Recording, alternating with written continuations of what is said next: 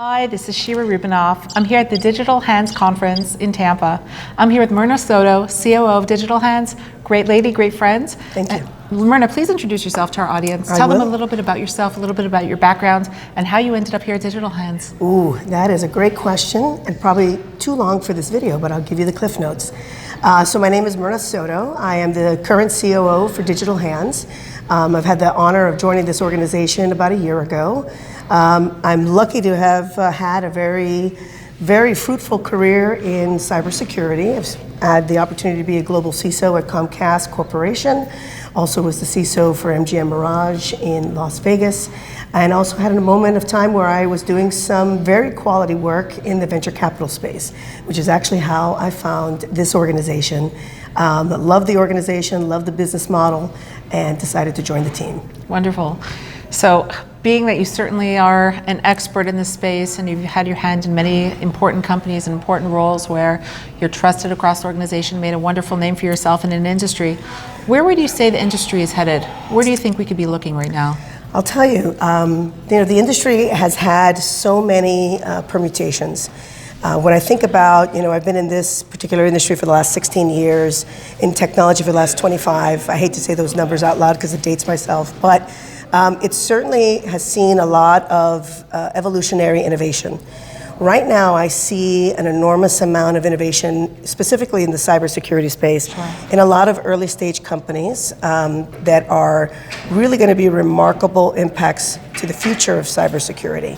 The challenge with that is going to be the proliferation of so many other technologies. Correct. And the management of all of those technologies, and the fact that many of our colleagues in the space find themselves with labor issues and skill issues and have to worry about how are they going to take advantage of these technologies in an efficient manner. So I think where we're headed is it is going to get more complicated before it gets better. But there's a lot of great work that's being done in the orchestration area and automating a lot of the security monitoring that I think is going to really be a game changer to the space. Certainly, and digital transformation is not just a buzzword, it's actually an action item.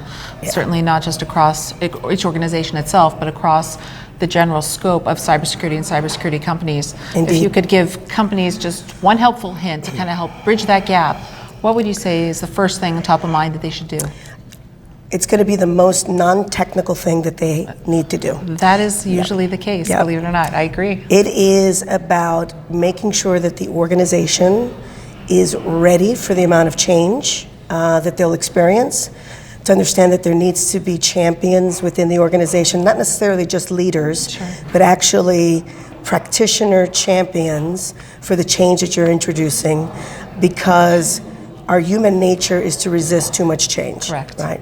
So, time and time again, and I've had this conversation with many of my colleagues who, are very well-intended and say, God, why didn't this implementation work? Okay. Or, wow, this implementation worked really, really well.